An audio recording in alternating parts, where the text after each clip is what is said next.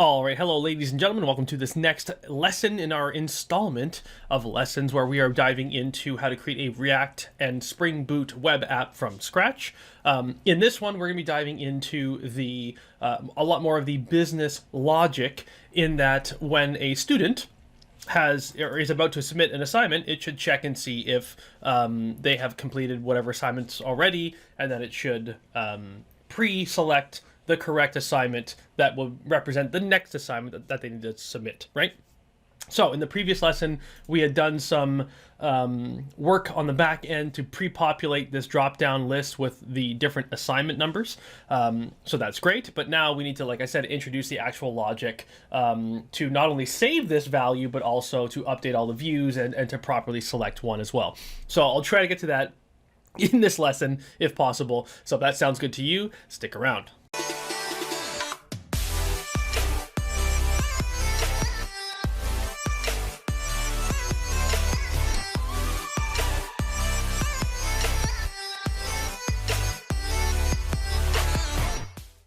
All right, so let's dive into the good stuff. So for this one, if I go back to our main dashboard, we've got a bunch of noise here with a bunch of assignments that are not actually submitted. They all need to be submitted. So that's going to be something we'll have to come back to as well. But inside for assignment 1 here, again, if we choose any one of these, nothing happens, right? It doesn't save anything. It doesn't update anything. So that's maybe one of the things that we need to do is when you choose an assignment, it should actually reflect the one that you've chosen. Who knows? Hopefully that will be quick. Who knows how quick or how not quick that concept will be. So basically, drop-down button, drop-down item. I wonder if there's a way to do, if there's an on-click for the drop-down item, right? Or is it drop-down button on-click? No, because the drop-down button on-click is here. So I think you should have an on-click here, on-click. Let's see if that's there. Yeah. So on-click, we want to execute something. And you might even have the element that was clicked on. I forget if this is how it's done. And let me just do a log. The element that was clicked on. Is that okay? There we go. Let's go and take a look at our log. And if I click on like 5, so yeah, it's definitely an event. So this is not an element, this is an event. And then I think it's like, so we'll rename this to E for event. And then maybe like E.target. I think is maybe one thing that we can do here. So let's clear, click on 7, boom. So you see 7 is in there, so we have an element. And then I guess we can say, oh, what is that? Dot value, I guess? E.target.value. Sorry, I didn't refresh the page. Click on 5, undefined. No, so it's not E.target.value. E.target. Oh, geez, it looks like the HTML or something, right?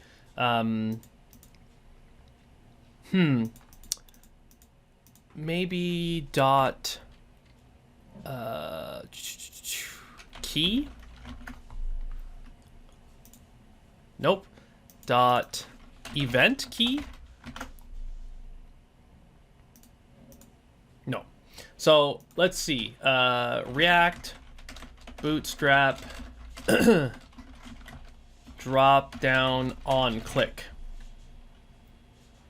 How to capture the value of drop down lists with React. Let's see what we got. On select, okay, instead of on clicked. Just like on change, event watcher changes. The on select event occurs after some value is selected. Drop down list can be drawn closer to the whatever, blah, blah, blah.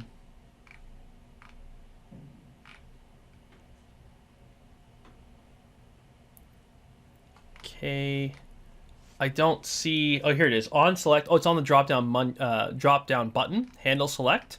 So where's the handle select code? Set value E. Okay, so that might work. So let's try on select. Thank Lord for the internet, right? This is how it works, ladies and gentlemen. We just look stuff up. That's how, I've been doing this for 15 years and I still Google stuff all the time. So if you're constantly Googling stuff, welcome to the party, ladies and gentlemen. So we'll do on select instead of on, not seeked, on select. We can pass in the E for event, I believe they had. And then they just did a log on, on E. And then let me get rid of the on click. And then we'll open up our console over here to see if there's anything different. So 5, oh, look at that. See? Boom. 5, 9, wonderful. So that's exactly what we want as the output. So then we can store this as state. So I said that way back when in some video, I don't remember which one. We can store a state of selected assignment and set selected assignment is use state. We'll start off with null because we don't really know what assignment is selected. Although when we have the loading of the data, we should pre-populate that as well if we do know, but we'll get there. Okay, we'll get there. So for this, when we select, we can just say set selected assignment to be E, right? And it's not really E, it's not the event, it's the, selected element. It's a more well-defined name, right? So, okay, and now with a selected element, we could use this, right? So we can say assignment number, and the value, or the title here, can be assignment, and then assignment selected? Selected assignment, and it's not happy because I need to wrap this in curly brackets. There we go. So now it says assignment null, which makes sense because we don't have an assignment selected yet. We can have a special case for that. But if I say 8, now it says assignment 8, assignment 10, assignment 2. So that's what I was trying to get working, is this whole concept of when you select an element, it should update here, right? Cool. So let me just get rid of this form control ID. Right, so the control ID here should be assignment name, and then that warning should go away, right? No, it doesn't. There's another one here, GitHub URL. Let's just look for control ID on this page. So the ID here should be branch. Save. Does that get rid of the warnings? It's still really upset about control ID. Which control ID? Anyway, I don't want to get sidetracked with too many of those things. I guess because if we specify an ID, I think that's what it's complaining about. So we need to get rid of our IDs if we assign a control ID for the control group or whatever. So I think this we can delete. And now is it going to be happy? Now it's happy. Okay, so got rid of those errors. There's a few more, or warnings. There's a few more warnings, but let's not get sidetracked. So from a UI perspective, this is working. If we refresh the page, though, it's still going to say null because we haven't actually done anything with submitting that to the database or anything like that. So I think the title should be a little bit of code. Basically, we should say, hey, if the assignment is selected, then just do that. Otherwise, say select an assignment. Right? So what did I do wrong? I should have closed the backtick there. Cool. So now it says select an assignment, and then we can choose one, and it says assignment 7 or whatever. Cool.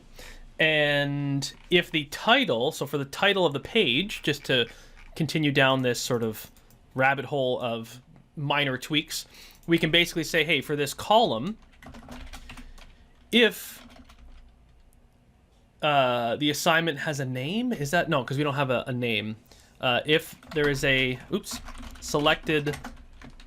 there's a selected assignment, then we can return the h1 tag with assignment and then the selected assignment, right? Otherwise, maybe we just have nothing.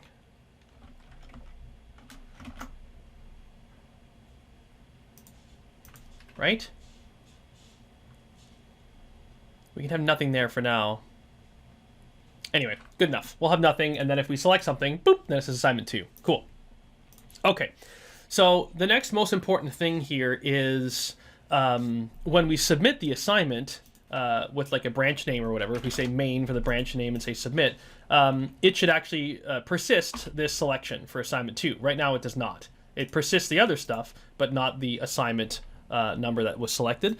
And that is because in our save method, we are... So what are we doing? So in our save method, we're sending the assignment as part of the body. So what is assignment? Assignment has branch and GitHub URL. Right, exactly. So we should also have assignment number, right? Which will start off with null. Okay, so assignment number will start off with null. And then, where was the... I thought we had data somewhere that populated it. I guess that was there. When does update assignment get called? Here. So on change, yeah, exactly. So when we change this stuff, it will update that. So then for the dropdown, where is the dropdown? On select, we're doing this set selected assignment value. I'm trying to think now. Is this we are now storing this in two different places. If I was going to add this, I was going to say, hey, assignment or update. How do you call this? Update assignment. Update assignment with the key being assignment num, and the value is selected element in this case, right? Selected element is the value. So then this is what I want to do. I want to do this so that it populates it appropriately. But I feel like this is now redundant. So, because we're storing that data in two places. So now I'm sort of backtracking on my thought of storing it here in other words, we're storing it here. This is our single source of truth. We store the data in one spot, not in a bunch of different places. Okay. Now that's going to break some stuff. So select an assignment. So in other words, it's going to be assignment dot assignment number question mark. And if we have an assignment number, then we can put that here. Right? And then same thing down here. So assignment number question mark, assignment number. Yeah. And then if we say 3, boom. Okay. So now it's still functioning the way it was functioning before. So it doesn't look like I've changed anything, but we're storing the data in a different place now. We're storing the data inside of another state, state, which is an object, which represents the assignment that we will send to the backend when we do a put. So basically when I say submit assignment now, it should send this data to the backend. Now, we need to accept this data on the backend. So for the API assignments, assignment ID put, we need to update that. So in the assignment controller, we have a put mapping, and we have the assignment, what's this called? Entity that is here. And we have, number. It's called number. It's called number over here, but we called it assignment num over here. So, my bad. We need to, let's do control L. No, how do we do the, is it control shift L? Control shift K? No. Control D? There we go. D, control D, control D, control D, control D. This is how we update them all at the same time, right? So we can say, instead of assignment num, we can say assignment dot number, and that will update that in every spot because it's called number on the back end. So now we can save. So now that should, again, go back to a working... Oh, what have I done? These are broken now. I changed something that I should not have changed. What did I break?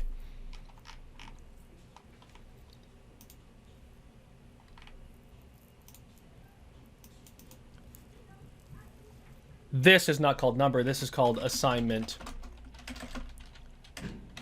num. That's my bad. I should have remembered that there was that. What you call it? There. Now those are back. Okay. So this is on the enum. It's called something different. So that's something you need to keep in mind. And now assignment A is here. Now I'm going to say a submit assignment. Ooh, look, it stayed. So now when I refresh, ooh, assignment 8. So there we go. Now that's persisting. Oop. 1 and then save. Now it's persisting in the backend. We should really have a message that comes up to say, you know, we've successfully saved. We'll get there. That's a separate feature. Don't worry about it. There's something in Bootstrap that we can leverage that works well for that kind of thing. So we'll get there soon enough. So now, cool. I'm excited. So now we have an assignment number and everything that is done and set, which is great. Now this whole status also needs to update too, right? So we need to update the status when we submit the code or submit the assignment. So let's see. How are we going to do this? We need to, when we submit the assignment, change the status. And I'm trying to think, the best way to do that, is that in the front end or the back end? I think ultimately it doesn't really matter. I think it doesn't matter, but I for some reason I have a preference for the back end. And this is where we should have another enum that stores the statuses, right? Assignment status enum. And I have a document here. These are my requirements documents, document from many moons ago, where we have an appendix where we stored the statuses for each of the assignments. So these are the actual statuses I had planned on previously. So pending submission, submitted, in review, needs update, and completed. Okay. Now we need user-friendly ways to read this.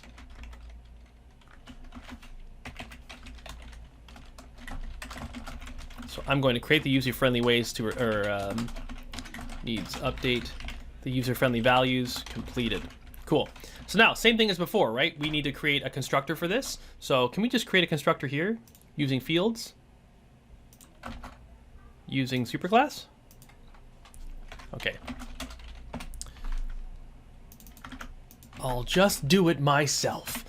So string, and this is status. And then we can say private string status. Status, this dot status equals status. And then we can have a getter method for, not a setter, just a getter. There we go. Control-Shift-F to format the code. We'll delete that first line. Cool. So now we have a status enum, and this enum, hey, we could probably tack that on to the assignment response DTO like we did in the last lesson. I'm also wondering if we should have like a step 1, 2, 3, 4, 5 or something, right? Although that's kind of the ordinal position, but anyway, we're kind of duplicating data there. We can say integer, you know, step. And why am I doing that? Why am I adding a step? Because potentially I want to be able to, know, oops. Sorry, I'm trying to do too many things at once. I want to be able to push it from, like, how do I know what the next step is, right? So if the student submits it, what's the next step? Well, it's going to know based on the number, the next step is 2, right? And then, hey, if it's been submitted and a code reviewer, you know, grabs the code, the assignment to be reviewed, it should move to the next step automatically, which is step 3. And then from there, the code reviewer can say either it needs an update or it's completed, right? And then we know the steps there that are needed. So, cool. So let's move on from here. All right, so we need to. I just had to pause and finish my my drink off screen here. So let me get back into the flow of things. So we've created the assignment status enum. We talked about having the steps in place and whatnot. And we can probably pass this information back to the front end again, conveniently, via our assignment. Oh no, we don't need this. Assignment enum DTO can be deleted actually. Let's get rid of this. That was the thing that we'd done in the mapping thing that we did in the last video. I don't remember anymore which video it was. I'm recording a bunch of content today, and this content is being spread out over, you know, a week or two. So anyway, so in here, right? So we have the assignment enums in the assignment response DTO. This is what gets sent back to this page right here. So we can also send back private assignment status enum, assignment, I guess I can just call it status enums equals assignment status enum dot values. Oops. Like so. Oh, it's in its array. An array, and then we can assign this as a getter. Boom. Like so. We'll terminate the app or the web server, and then I will reboot the web server shortly. So here, the one thing we need to remember though is, like we did with the assignment enum, we had this JSON format thing so that it can be properly parsed and sent or marshaled back to the front end. We should do the same thing here for the status enum. Copy paste JSON format, so that way it'll be, you know, properly streamed as a, you know, JSON string to the front end, and we can access that data and so on and so forth. Let's fire up the server again. So now we'll be able to access that information on the front end. Let's see, in the assignment view, when we get the information, which is right here, right? So we can also have, just like we have here, the assignment enums, we can do the same thing. We can say assignment, you know, statuses, set assignment statuses. It can be an array, and then we will say set assignment statuses equal to the assignment response, right? Response dot, what do we call it in the response DTO? We called it status enums. Dot status enums. So now we grab that info from the back end, we plug it into our front end, and now we can leverage it. So basically when we say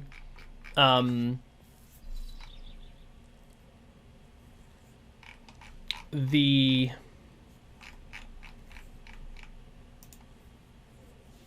assignment, does the assignment have a status as well?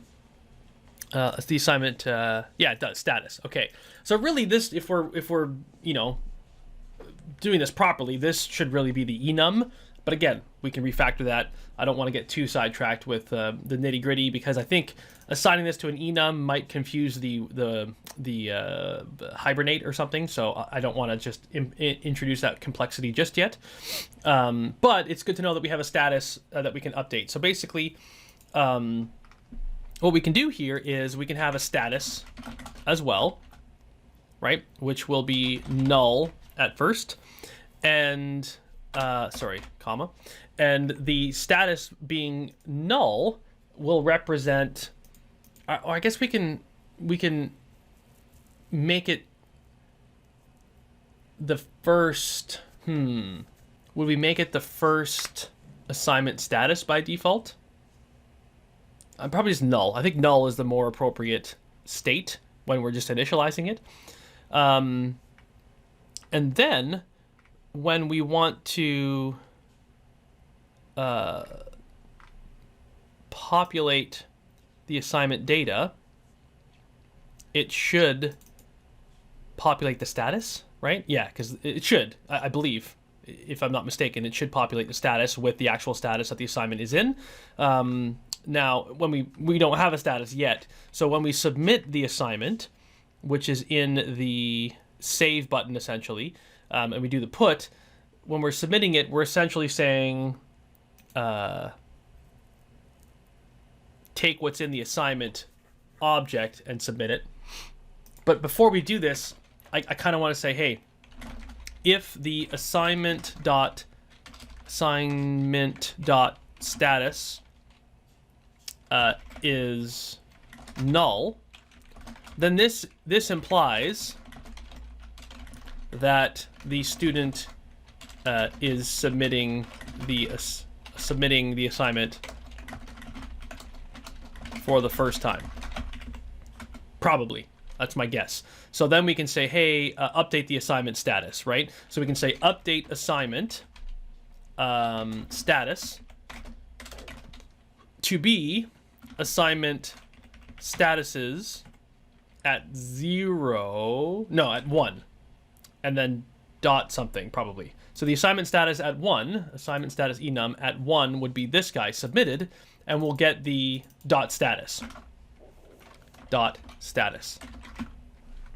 Okay, so that's going to update the assignment details in here. It's going to update the status, and then we are going to, once it updates the status, it's going to send it here. And when it sends it, I believe the backend parses that properly, hopefully. Does it not? I forget. So what happens on the backend when we do the assignment controller put? I'm assuming, yeah, I think that'll just work. Cross your fingers. So we have assignment 1, blah, blah, blah, submit assignment. What happened? Anything? Nothing happened. Was there an error? What's this array 0? Okay, so let me get rid of some of the noise here from the... we had a use effect here for the logging. We can get rid of that. Just to get rid of some of the noise. So when I say submit assignment, what happens?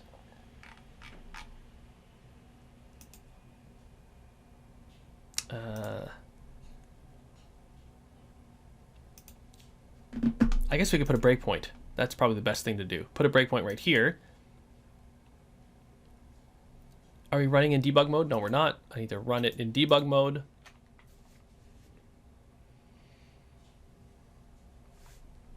And go back here and say submit. Okay, so assignment status needs to be submitted. So the status hasn't changed. So that's interesting. Why does the status need to be submitted? I thought it should have been. So let's do a debug or a printout on the status enums. So let's do a console log on this guy. So on load, we can see what the data looks like there. So yeah, at 0 is pending submission. At 1 is submitted, right? So in the array at element 1, the status is called submitted. And I thought that's what we did here, right? So let's do a log here and say setting new status to be. Oh, but you know what could be happening? This, because this set assignment, so we call update assignment, and then what could be happening here is, since it's asynchronous, can I do a dot then? Then, well, this, except that function's not marked as asynchronous, so I don't think we can do a dot then on it. Let's see. How could we accomplish this task? I guess we do need to set... When do we set the new... We want to set the new status on save click, right? So we click the save button. We want to update the status, and then we want to do the AJAX call.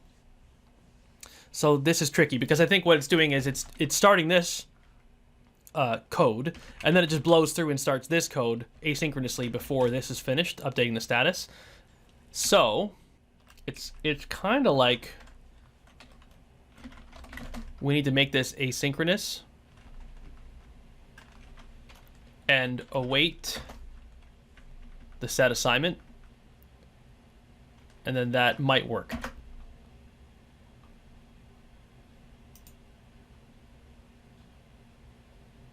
That still says needs to be submitted. That did indeed not work. And if I submit it again, It still says need to be submitted. So hold on, there is some tomfoolery going on here. Yeah, I don't see any of my code. I don't see it going into here. So in other words, like the status is not null. So what is the value of status then? Status is what? Assignment dot status. Oops. Statuses needs to be submitted. Oh, interesting. Probably because I set it. I must set it somewhere. Do I set it somewhere? Here, assignment status is the badge. So when is this?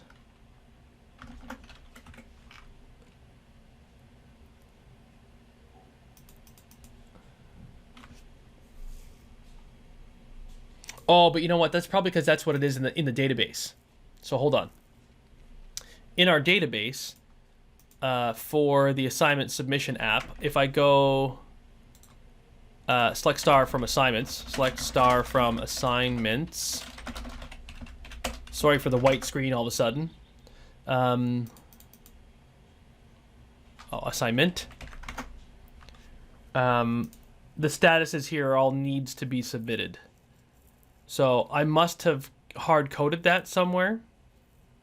Did I hard-code that somewhere? Right here, yeah. So that's the problem. I'm hard-coding it here. Not that it's a problem, but that's the bug. I'm hard-coding it. So really the set status should be something like assignment status enum dot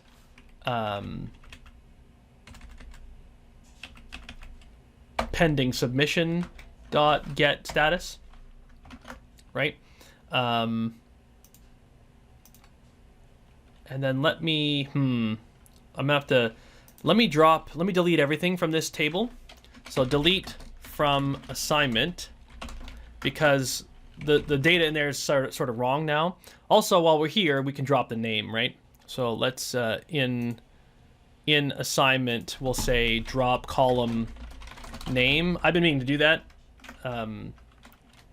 Alter table assignment, drop column name, because we're not using name anymore. There, okay. I was just meaning to do that. So I cleared out all the data. So now if we come back over here and refresh, it's gonna essentially break. This is, yeah, I believe not gonna work. Let's go back to our dashboard. So we need to submit a new assignment. Boom, now it says pending submission, right? Cool. So now we know the default value is pending submission. So and I believe it will have that as its value. So if assignment status is equal to assignment statuses at 0 dot status, right? So we'll say this is number 1. GitHub URL, main branch, submit. Submitted. There we go. And then if we submit again, it's not going to do anything, right? It's just going to stay as status submitted. And then if we go back... Ooh, what happened? Assignment 7? What happened? There's assignment 7 says pending submission. So that's weird, because that's not exactly true. So what happened in our database? Select star from assignment. So we have 7. Branch, code review, GitHub is all wrong. Pending submission, it should have been updated to... Oh! We're stuck in a breakpoint. Whoops. Oh dear. So we're stuck in a breakpoint. So now is the data... Okay, so now now the data is good.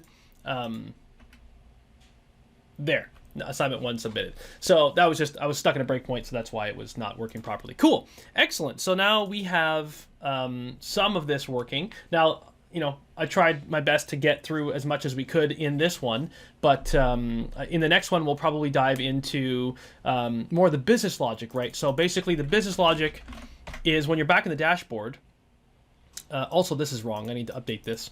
When you're back in the dashboard and you click on this button to submit another assignment, click on it here, it should auto-select an assignment for you. So because we've already submitted assignment 1, and I believe we have that info in the database properly, right? So number 1, yeah. So we can figure out, hey, what's the number that they're missing in terms of the next assignment that is due, or that is to be submitted. And we can pre-populate this with assignment 2, for example, right? And this will be pending submission, right? Oh, interesting. I clicked submit and it didn't submit it, but it did save this. So I guess I have some error checking in place or something to not actually. Yeah, it's still pending submission. Good. So I guess it didn't submit it. Interesting. How come that worked? I wasn't expecting it. It worked. It worked exactly like I wanted it to. Anyway, we'll dive into all that in the next lesson. If you enjoy this stuff, as I always say, feel free to click above my face and subscribe to this channel, and obviously give this video a like. If you've watched all the way to this point, you might as well give it a like, right? Clearly you do like it. It always helps with the YouTube algorithm. You know the drill by now. So thanks so much for watching, and hope to see you real soon in the next lesson. Take care of yourself. As always, happy learning, and bye for now.